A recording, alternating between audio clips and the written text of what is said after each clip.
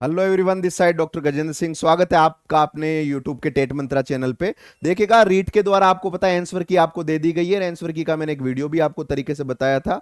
Video के नीचे बहुत सारे विद्यार्थियों का कमेंट आए कि सर हमारे इतने नंबर बन रहे हैं। कोई बोल रहा है 88 बन रहे हैं, 89 पे भी बॉर्डर पे कई लोग हैं, 88 वाले कई लोग हैं, कई 92 वाले भी चिंता कर रहे हैं कि हमारे कट तो नहीं जाएंगे। तो उसके हिसाब से याद रखना, मैं एक वीडियो आपको सूचित करने के लिए बना रहा हूं, ध्यान रहे। देखो, ये परीक्षा आपका 3 शिफ्ट में की गई थी, ध्यान से सुनिएगा। नॉर्मलाइजेशन का फंडा क्या, उसको क्लियर करिए पहले। नॉर्मलाइजेशन तब किया जाता है जब कोई एक ही स्तर का पेपर एक से ज्यादा पारियों में हो। तो ध्यान रखना, जो लेवल 1 वाले हैं उसमें नॉर्मलाइजेशन लगभग नहीं होगा। यानी जिन लेवल 1 में जो आपका स्कोर है वो आपका विथ बोनस ऑलरेडी है, ध्यान रखना। उसमें मुझे नहीं लगता कि या तो ना तो कोई आपके अंक बढ़ेंगे ना घटेंगे। यानी आंसर की के आधार पर आपने जो नंबर निकाल लिए हैं, एक अंदाजा आपको हो गया होगा। लेवल 1 वाले सुनिएगा, क्योंकि लेवल 1 का जो पूरा एग्जाम है वो आपका एक ही शिफ्ट में हुआ है, एक से ज्यादा शिफ्ट में नहीं हुआ। तो कोई भी पेपर एक ही स्तर का अगर एक ही शिफ्ट में होता है उसमें नॉर्मलाइजेशन नहीं होता है। लेकिन लेवल 2 वाले ध्यान से सुनना, लेवल 2 का आपका 2 शिफ्ट था भाई, यस और नो। लेवल 2 का 2 शिफ्ट था, आपको पता है, जिसके आंसर की भी दी गई है बकायदा। क्वेश्चन बुकलेट भी उन्होंने पहले दे दिया था कि question paper for level 2, shift 2 और शिफ्ट 3, 2 शिफ्टों में आपका लेवल 2 एग्जाम हुआ था। ठीक है, ये ध्यान रखना।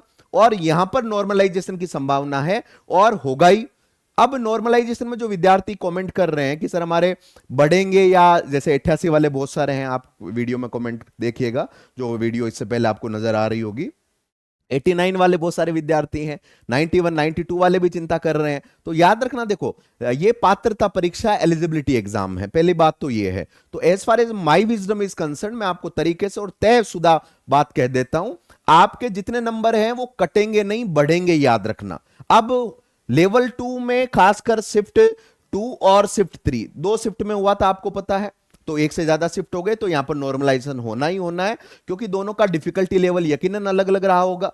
अब कितने बढ़ेंगे लेवल 2, जैसे शिफ्ट 2 है उसमें हो सकता है आपके 2 नंबर बढ़े, शिफ्ट 3 है उसमें हो सकता है 3 नंबर बढ़े। तो आपके, मुझे लगता है, बढ़ेंगे नंबर, घटेंगे नहीं, तो चिंता करने की आवश्यकता नहीं है।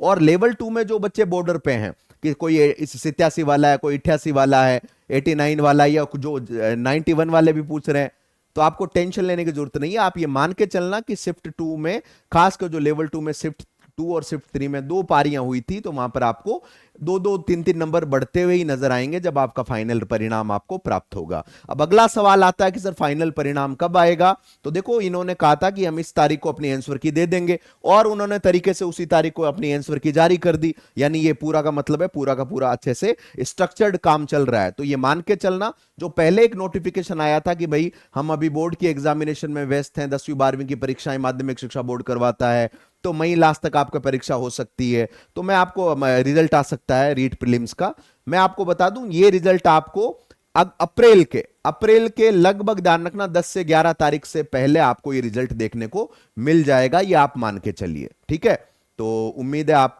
पॉजिटिव माइंडसेट के साथ तैयारी कर रहे हैं। और ये भी मैं दोबारा इसको, इसलिए मैंने छोटी वीडियो एक और बना दी है ये, ताकि जो बच्चे परेशान हो रहे हैं, ठीक है, तो आप मान के चलना, जिनके नंबर है लेवल 2 में नॉर्मलाइजेशन होगा, लेवल 1 में नॉर्मलाइजेशन नहीं होगा, क्योंकि लेवल 1 में आपका एक ही शिफ्ट था, तो इसमें कोई टेंशन ही नहीं है। लेवल 2 वालों का 2 शिफ्ट था, तो नॉर्मलाइजेशन में भी आपके प्लस होंगे, बोनस जुड़ेंगे, कटेगा कुछ भी नहीं, कोई चिंता करने की आवश्यकता नहीं है। अब कितना वो नॉर्मलाइजेशन में ऐड करते हैं, ये हो सकता है कि लेवल 2 का जो शिफ्ट 2 है उसमें 2 नंबर जोड़े, लेवल 3 शिफ्ट 3 में हो सकता है कि 2.5 3 4 नंबर बढ़ा दे, है ना।